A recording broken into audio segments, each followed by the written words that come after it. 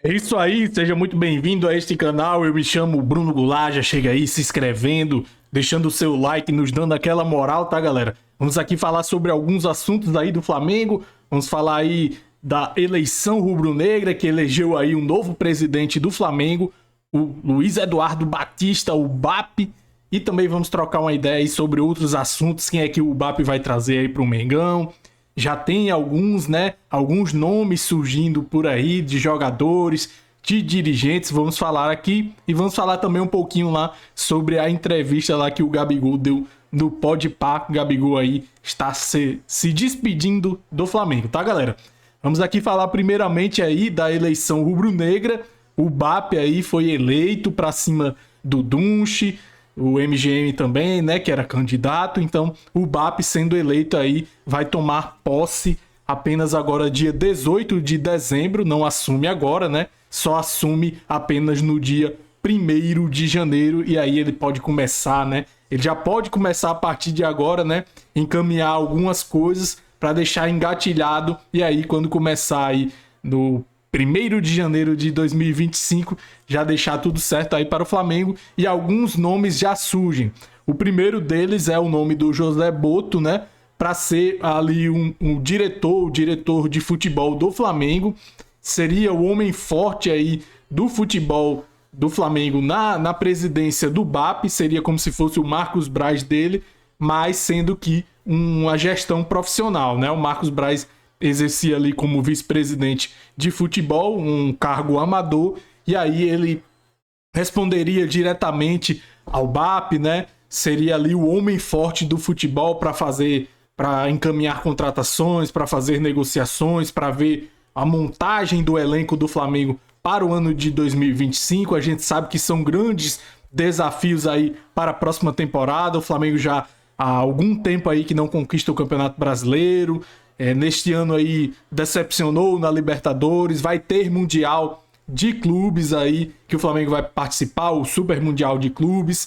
Já de cara, já tem a Supercopa do Brasil contra o Botafogo, então aí o Flamengo tem que agir aí, se quiser, né, fazer uma montagem legal de elenco, e aí surge o nome do José Boto, aí a imprensa coloca aí que está bastante encaminhado aí essa questão do BAP com o José Boto. O José Boto trabalhou aí mais de 10 anos no Benfica, ele fazia parte aí do grupo de scout do Benfica. A gente sabe que é um clube europeu que ele tem essa questão de trazer joias de outros países, países sul-americanos, países europeus, trazer joias para a equipe e fazer a revenda lá na Europa.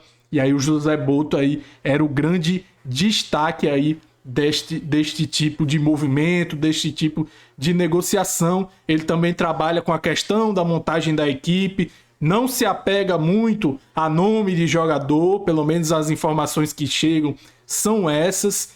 Por exemplo, se fosse um caso de um Gabigol, ele ficaria tranquilo para se desfazer de um jogador como esse, ou até de outros jogadores aí que hoje são ídolos do Flamengo. Se não apresentarem desempenho técnico e ele observar isso, ele tem a tranquilidade, sim, de encerrar ciclos. Então, vamos ver aí na sequência o que é que vai acontecer, se vai dar certo, se vai ser acertada essa questão do José Boto com o Flamengo, com o BAP.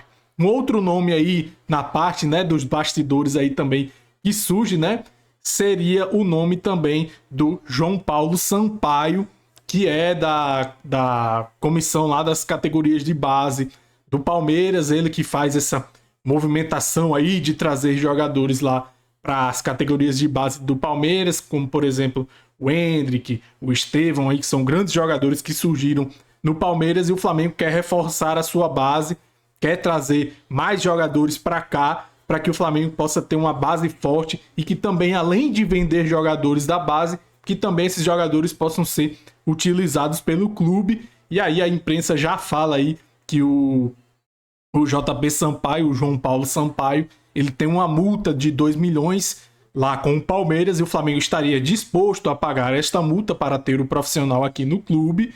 Então a gente já vê que o Flamengo quer essa questão mais profissional no clube, então tá vendo aí alguns nomes. E aí o João Paulo Sampaio também estaria balançado aí querendo vir para o Flamengo. Vamos ver o que vai acontecer. Outra coisa aí também em relação ao BAP é já que surgiu aí talvez o primeiro nome, o primeiro reforço, jogador mesmo, né? O primeiro reforço do Flamengo seria o Roger Guedes para substituir o Gabigol. Os dirigentes rubro-negros aí que foram eleitos, né? Tem uma conversa já meio que encaminhada, segundo passam aí as informações. A gente não sabe concretamente como está o pé dessa situação, né?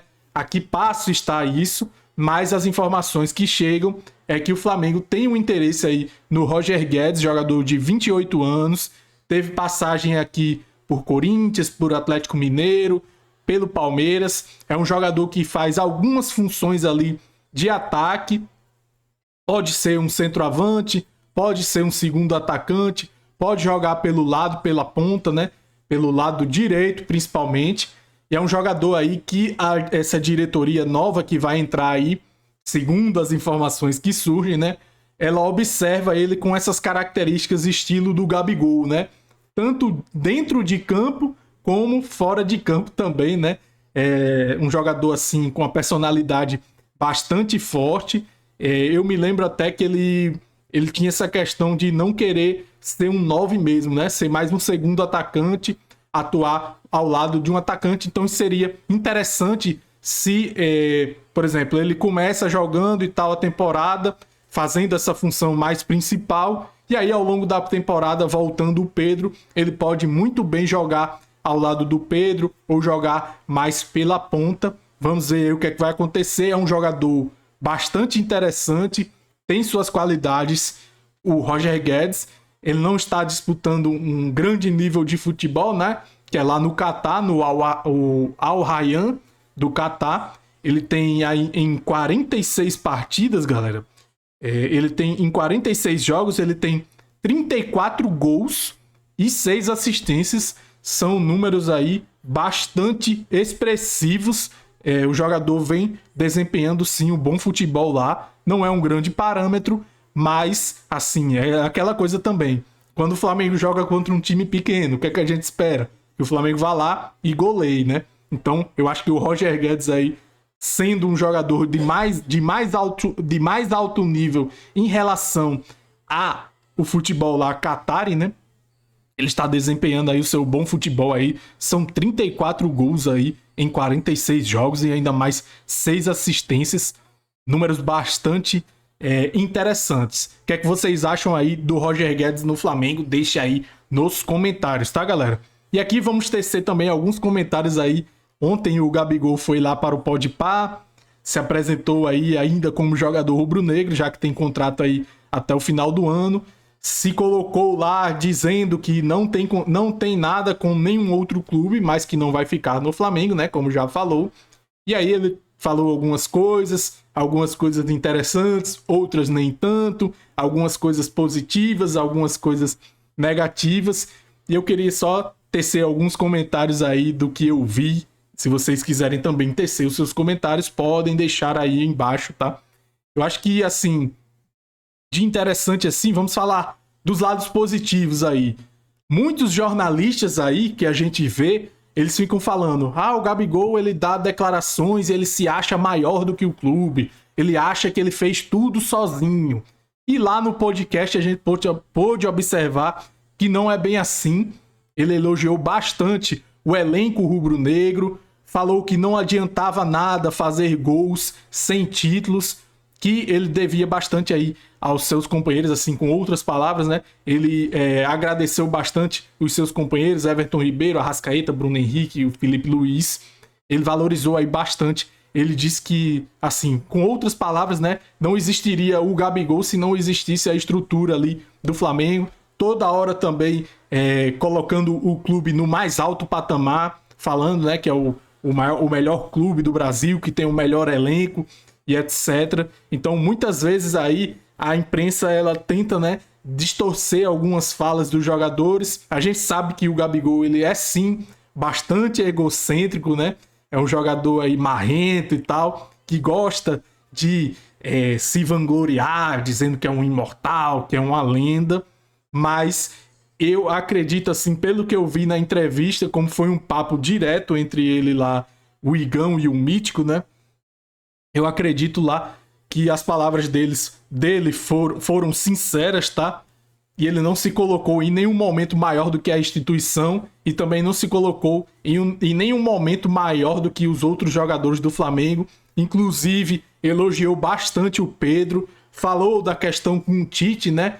Que ele teve um problema com o Tite, ele falou que não sentiu desrespeito como ser humano, né? Assim, na pessoa humana do Tite, mas como profissional, ele se sentiu desrespeitado, o treinador não deu aquela confiança que o jogador precisa, aquela sequência de jogos. Teve o problema do doping, né? Então, a parte do doping, por exemplo, é uma parte negativa lá da entrevista, que o pessoal, os entrevistadores, eles até tentam, né, tirar alguma coisa, mas ele fala só por cima do doping. Ele fala que teve a questão, mas não se coloca como culpado, né? Não faz ali a meia-culpa, não vê isto como um grande problema. Ele coloca que isto aconteceu e tal, que dificultou mais a temporada dele, mas não faz aquela meia-culpa, né?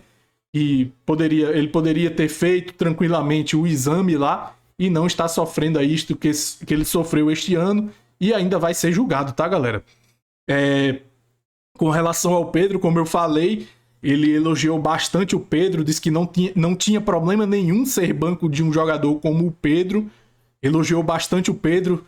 Teve um momento lá que o Igão, né, ele é corintiano, fica toda hora, né, puxando sardinha pro Corinthians. Aí ele falou até que o Yuri Alberto é o artilheiro aí, depois do Pedro, né, depois de tantos jogos, só na última rodada que o Yuri Alberto conseguiu passar um gol de diferença do Pedro. Aí o Gabigol fala, não, se o Pedro estivesse jogando, estaria com 100 gols, né? Então, ele sabe sim que o Pedro é um grande jogador e que, na opinião dele, não tinha problema ser banco para um craque como o Pedro, mas que ele queria jogar e tal, etc. Então, essas foram algumas coisas que eu pude observar lá. Outras coisas ele também falou, algumas coisas pessoais, né, do gosto musical dele, da questão de gostar de Fórmula 1, não sei o quê.